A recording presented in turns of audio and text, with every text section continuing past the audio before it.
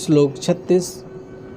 पापमेवाश्रयेत् उस अस्मान् हत्वा एतान् आततायान् तस्मात् न अर्ह वयं हन्तुं धृतराष्ट्रं स बान्धवान् स्वजनं हि कथं हत्वा सुखिन स्यामा माधवा।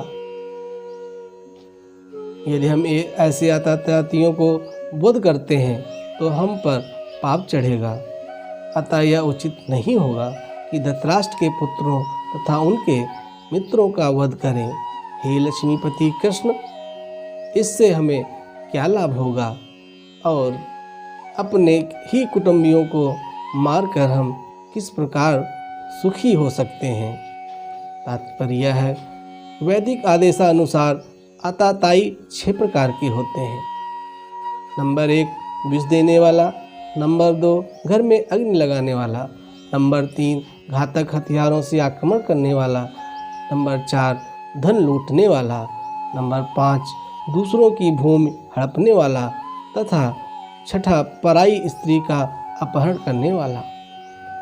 ऐसे आतताइयों का तुरंत वध कर देना चाहिए, क्योंकि इनके वध से कोई पाप नहीं लगता। आतताइयों का इस तरह वध करना किसी सामान्य व्यक्ति को शोभा दे सकता है, किंतु अर्जुन कोई सामान्य व्यक्ति नहीं है। अतः वह स्वभाव से साधु है, अतः उनके साथ साधुवत व्यवहार करना चाहता था, किंतु इस प्रकार व्यवहार क्षत्रिय के लिए उपयुक्त नहीं है। यद्यपि राज्य के प्रशासन के लिए उत्तरदायी व्यक्ति को साधु प्रकृति का होना चाहिए, किंतु उसे कायर नहीं होना चाहिए। उदाहरण, भगवान राम इतने साधु थे कि आज भी लोग राम राज्य में रहना चाहते हैं, किंतु उन्होंने कभी कायरता प्रदर्शित नहीं की। रावण आतताई था, क्योंकि वह राम की पत्नी सीता का अपहरण करने के लिए गया था, किंतु राम ने उसे ऐसा पाठ पढ़ाया जो विश्व इतिहास में बेजोड़ है। अर्जुन के प्रसंग में विशिष्ट प्रकार के आतताइयों से भेंट होती है। ये है उसके लिए निजी पितामह। खुद पितामह जी आतताइयों में ही आते हैं। आचार्य, मित्र, पुत्र, पौत्र इत्यादि। इसलिए अर्जुन ने विचार किया कि उनके प्रति वह सामान्य आतताइयों जैसा कटु व्यवहार न करे। इसके अतिरिक्त साधु पुरुषों को तो क्षमा करने की सलाह दी जाती है। साधु पुरुषों के लिए ऐसे आदेश किसी राजनीतिक आपातकाल से अधिक महत्व रखते हैं। इसलिए अर्जुन ने विचार किया कि राजनीतिक कारणों से स्वजनों का वध करने की अपेक्षा धर्म तथा सदाचार की दृष्टि से उन्हें क्षमा कर देना श्रेयस्कर है। अतः क्षणिक शारीरिक सुख के लिए इस तरह वध करना लाभप्रद नहीं होगा। अंततः जब सारा राज्य तथा उसके प्राप्त सुख स्थायी नहीं है, तो फिर अपने स्वजनों को मारकर वह अपने ही जीवन तथा शाश्वत मुक्ति को संकट में क्यों डाले। अर्जुन द्वारा कृष्ण को माधव अथवा लक्ष्मीपति के रूप में संबोधित करना भी सार्थक है। वह लक्ष्मीपति कृष्ण को यह बताना चाह रहा है कि वे उसे ऐसा काम करने के लिए प्रेरित न करें जिससे अनिष्ट हो, किंतु कृष्ण कभी भी किसी का अनिष्ट नहीं चाहते, भक्तों का तो कदापि नहीं। यहाँ पर अर्जुन बहुत ही मोहपाश में बंध गया है। उसे सिर्फ अपने स्वजन ही दिखते हैं, उनकी बुराइयां उसे दिखाई नहीं पड़ रही हैं। वह कृष्ण को बार बार कहता है, हे गोविंद, हे मधुसूदन। ऐसा सुख प्राप्त करके क्या फ़ायदा जहाँ पर अपनों को ही मारना पड़े। ये सब स्वजन हमारे अपने ही हैं, इनके ना रहने पे सुख का हम क्या भोग करेंगे। ऐसे सुख की क्या आवश्यकता जहाँ अपने स्वजन ही ना हो। परंतु भगवान उसे इस माया मोह से पास से हटाने का पूरा प्रयास करेंगे, उसे आध्यात्मिक मार्ग पर ले जाने का पूरा प्रयास करते हुए उसे शिक्षा और दीक्षा देंगे। श्लोक 37। यद्यप्यते न पश्यन्ति लोभोपहत चेतस कुल क्षय कृतम दोषम मित्रद्रोहे च पातकम कथम न गेयमस्माभिं पावादस्मान् नितुर्तुम कुल क्षत्रय दोषम प्रपश्यति जनार्दनम। हे जनार्दन, यद्यप लोभ से अभिभूत चित्त वाले ये लोग अपने परिवार को मारने या अपने मित्रों से द्रोह करने में कोई दोष नहीं देखते, किंतु हम लोग जो परिवार के विनष्ट करने में अपराध देख सकते हैं, ऐसे पापों में क्यों प्रवृत्त हों। तात्पर्य है, क्षत्रिय से यह आशा नहीं की जा सकती कि वह अपने विपक्षी दल द्वारा युद्ध करने या जुआ खेलने का आमंत्रण दिए जाने पर मना करे। ऐसी अनिवार्यता में अर्जुन लड़ने से नकार नहीं सकता, क्योंकि उसको दुर्योधन के दल ने ललकारा है। इस प्रसंग में अर्जुन ने विचार किया कि हो सकता है कि दूसरा पक्ष इस ललकार के परिणाम के प्रति अनभिज्ञ हो, किंतु अर्जुन को तो दुष्परिणाम दिखाई पड़ रहे थे, अतः वह इस ललकार को स्वीकार नहीं कर सकता। यदि परिणाम अच्छा हो तो कर्तव्य वस्तु पालनी है, किंतु यदि परिणाम विपरीत हो तो हम उसके लिए बाध्य नहीं होते। इन पक्ष विपक्षों पर विचार करके अर्जुन ने युद्ध न करने का निश्चय किया। उसने ये सोचा कि जब सारे लोग अपने हैं तो उनको वध करके क्या फायदा,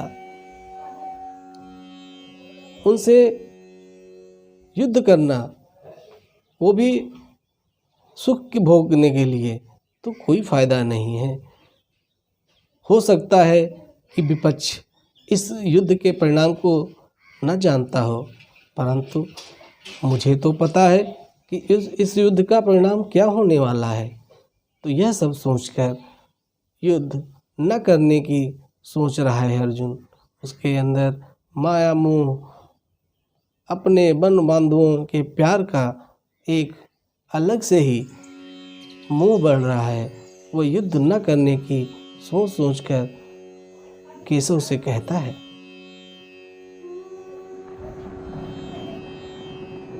श्री राधे राधे। श्लोक 39 व 40। कुलच्छे पश्यन्ति कुल धर्मा सनातना धर्मे नष्टम कुलम कस्तधर्मो विव्यवस्थित। कुल का नाश होने पर सनातन कुल परंपरा नष्ट हो जाती है और इस तरह शेष कुल अधर्म में प्रवृत्त हो जाता है। तात्पर्य यह है, वर्णाश्रम व्यवस्था में धार्मिक परंपराओं के अनेक नियम हैं, जिनको सहायता से परिवार के सदस्य ठीक से उन्नत करके आध्यात्मिक मूल्यों की उपलब्धि कर सकते हैं। परिवार में जन्म से लेकर मृत्यु तक सारे संस्कारों के लिए वयोवृद्ध लोग उत्तरदायित्व होते हैं, किंतु इन वयोवृद्धों की मृत्यु के पश्चात संसार संबंधी पारिवारिक परंपराएं रुक जाती हैं और परिवार के जो तरुण सदस्य बचे रहते हैं वे अधर्ममय व्यसनों से प्रवृत्त हो जाते हैं, मुक्ति लाभ से वंचित रह सकते हैं। अतः किसी भी कारणवश परिवार के वयोवृद्धों का वध नहीं होना चाहिए। अधर्माभिभावकता कृष्ण प्रदर्शन्ति कुल स्त्रियों दुष्टासु वाषणेन जायते वर्णम संकरा। हे कृष्ण, जब कुल में अधर्म प्रमुख हो जाता है तो कुल की स्त्रियां दूषित हो जाती हैं और अस्तित्व के पतन से ही वैष्णववंशी अवांछित संतानें उत्पन्न होती हैं। तात्पर्य है, जीवन में शांति, सुख तथा आध्यात्मिक उन्नति का मुख्य सिद्धांत मानव समाज में अच्छी संतान का होना है। वर्णाश्रम श्रम के नियम इस प्रकार बनाए गए थे कि राज्य तथा जाति की आध्यात्मिक उन्नति के लिए समाज में अच्छी संतान उत्पन्न हो। ऐसी संतान समाज में स्त्री के सतीत्व और उसकी निष्ठा पर निर्भर करती है। जिस प्रकार बालक सरलता से कुमार्गामी बन जाते हैं, उसी प्रकार स्त्रियां भी पतनमुखी हो जाती हैं। अतः बालकों तथा स्त्रियों दोनों को ही समाज में वयोवृद्ध का संरक्षण आवश्यक है। स्त्रियां विभिन्न धार्मिक प्रथाओं में संलग्न रहती हैं, व्यभिचारिणी न हो पाए ऐसा वयोवृद्ध संरक्षण करते हैं। चाणक्य पंडित के अनुसार सामान्यतः स्त्रियां अधिक बुद्धिमान नहीं होती, अतः वे विश्वसनीय नहीं हैं, इसलिए उन्हें विविध कुल में व्यस्त रहना चाहिए और इस तरह उनके सातित्व तथा अनुरक्ति से ऐसे संतान जन्मेगी जो वर्णाश्रम धर्म में भाग लेने के लिए योग्य होगी। ऐसे वर्णाश्रम धर्म के विनाश से यह स्वाभाविक है कि स्त्रियां स्वतंत्रता पूर्वक पुरुषों से मिल सकेंगी और वे विचार को प्रशय मिलेगा, जिससे अवांछित संतानें उत्पन्न होगी। निठल्ले लोग भी समाज में व्यभिचार को प्रेरित करते हैं और इस प्रकार अवांछित बच्चों की बाढ़ आ जाती है, जिससे मानव जात पर युद्ध और महामारी का संकट छा जाता है। तो इस श्लोक में अर्जुन अपनी शंकाओं को प्रेषित करता है भगवान से और वो कहता है कि अगर यहाँ पर सभी लोग मार दिए जाएंगे, वयोवृद्ध खत्म कर दिए जाएंगे, तो ये बेचारी महिलाओं का क्या होगा? समाज दूषित हो जाएगा। जब वयोवृद्ध नहीं होते हैं तो स्त्रियों का संरक्षण करने वाला कोई नहीं होता है। जहाँ स्त्रियां संरक्षित नहीं होती हैं, उनकी देखभाल करने वाला कोई नहीं होता है, तो वो भटक जाती हैं। भटकने पर उनसे दूषित बच्चों का निर्माण होता है और ऐसी दूषित संतानों से पूरे कुल का नाश होता है।